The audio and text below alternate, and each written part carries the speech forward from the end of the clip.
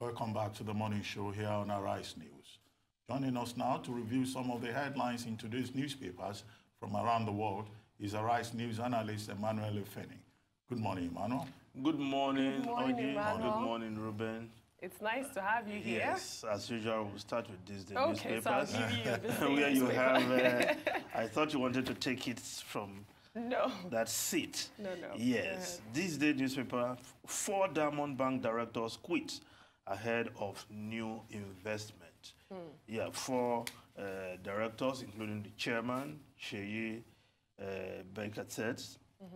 But what are the details in the story? Yes, actually, some new investors are bringing Okay. fresh funds to bolster the position of the banks.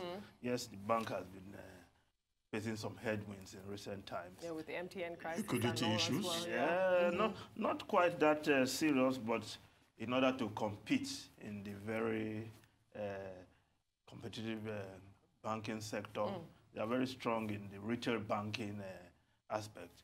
There's the need for new funds to bolster growth and profitability, and the fact that investors are bringing in new funds is also kudos to the fact that the bank, being one of the champions of the banking industry, can still attract investors, Some good news. and which that is some part, good news. yeah.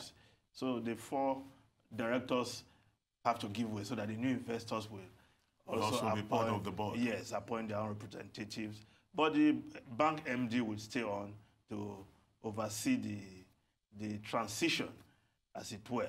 And perhaps sometime next year, he too will give way for a new blood. Isn't this typical corporate sector procedure? Yes, but Yeah. because it's Diamond Bank, the big bank in its own right, that's why it's hugging The front page. Yeah, the front page. of, yes. of your newspaper. Yes, and you know, when it comes to the newspaper of choice, Yeah. for the business and political elite, Yeah. you're talking always about marketing these days. You are talking about this day. No, this day has its niche in the business sector. Okay, good. But there's another story below that list story, which I think should interest us. Ambode pledges total support for Buhari. Sanwo-Olu says he won't allow PDP to take over Lagos. I'm sure that will be music to some ears, Yes. especially within the Some APC people ranks. were practically laughing, if I may say so, on Twitter yesterday. They said, what is this man talking about? With all that they have done to him, Yes. he still wants to campaign for the man that defeated him. After But I think that is against him as but well. I think it's an instructive statement. It means that both men have been able to reconcile, Yeah. and it also shows that Ambode has made peace with other aggrieved members of the party, the APC in Lagos, who may have voted against him or may have plotted against him. But I think it's also a politically correct thing for him to say. Now that the Speaker of the House of Assembly in Lagos State says there is no plan to impeach him, which was something that is in the For now. something that was in the air. No, I told you that was the sub desk putting that as a writer to the headline. No, But it's reading the political mood correctly. well, but I think it's a good thing that Yeah. all these persons who were gladiators only a few weeks ago are moving on and trying to work together as party men. And then, of course, use the opportunity to reassure President Buhari that he will campaign for him in Lagos. President Buhari, of course, and every other presidential candidate will be especially interested in Lagos. And Lagos has become even more significant now for the ruling party with the reported mass defection of members of the party in Kano State, which is also a very strategic swing state in presidential elections in Nigeria. I think he also said he would lead a massive campaign to rally against PDP's Jimmy Agbaje, right? He Yes, he has said so. Yeah, so he's really back in. Let's hope he means it. Every word of that statement. Yes. Politicians. I know. There are sometimes you make statements for the media, for the sound bite, and for some ears. Now, let's look at Daily Trust. Okay. Electoral Act. Senate approves card reader for 2019 election. Yeah. The 4th Amendment Bill. We hope this time the President, Muhammadu Buhari, will have every reason to sign this. But some of the key highlights of these amendments, card reader now official, according to the amendment. And the interesting aspect is that where there is no card reader functioning, then they have to get one. If within 3 hours. Yes. Yes, within if 3 hours. within 3 hours to the end of the yeah. polling, they cannot get one, then they will have to move the election to the next day. Reschedule it, and it has to be within 24 hours. Within yeah. 24 Because if the hours. failure of the card reader and the votes, at that particular center are not necessarily material to the eventual outcome, INEC can still go ahead and announce the result. The other thing in that amendment also has to do with campaign finance. Now, for presidential, it's been capped At 5 billion. 5 billion. For governors, 1 billion. For For House of Reps, Senate, I think about 5 million or thereabouts, And then for a local councillor, you don't need to spend more than 1 million. And to be a chairman of a local council, I think that's about, 5 million or so. So, but the challenge in terms of that is how do you monitor How do you monitor? How do If you I was, enforce it? Exactly. I was reflecting on this.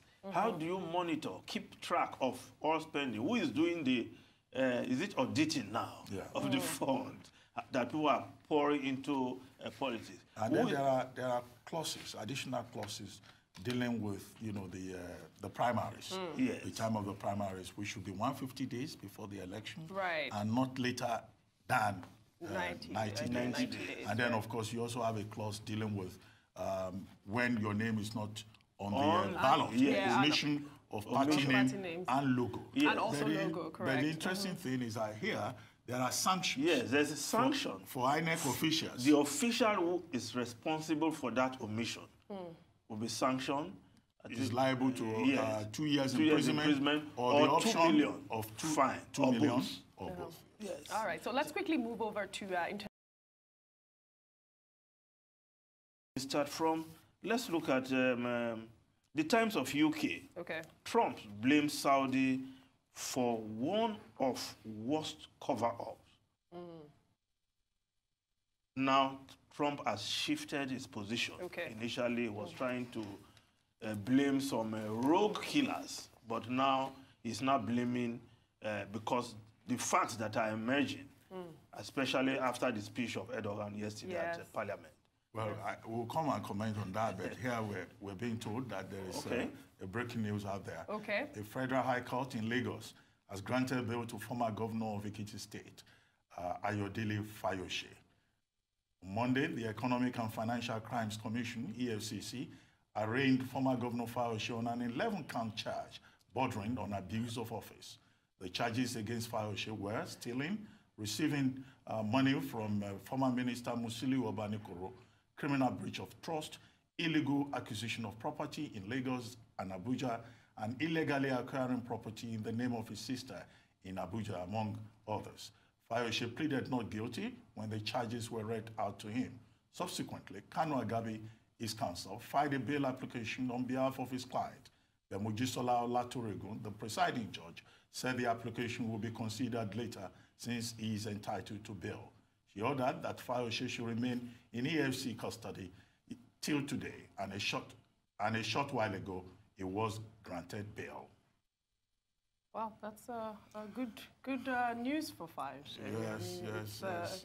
It's But you see, you will still have to perfect the terms and conditions of the bail. Yeah. I think it was granted a bail bond of about 50 million, and then he's required to submit his international passport, and then there will be sureties also. But it's an interesting development that the EFCC handled the matter rather expeditiously. The initial fear was that he was going to be held in detention for a very long time.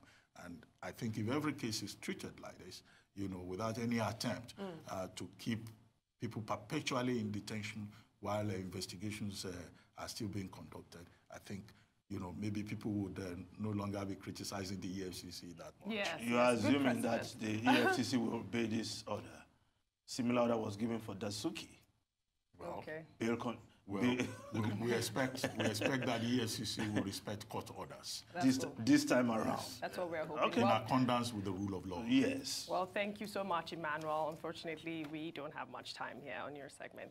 Appreciate you being here. Thank you so much. It's time now for a short break on the morning.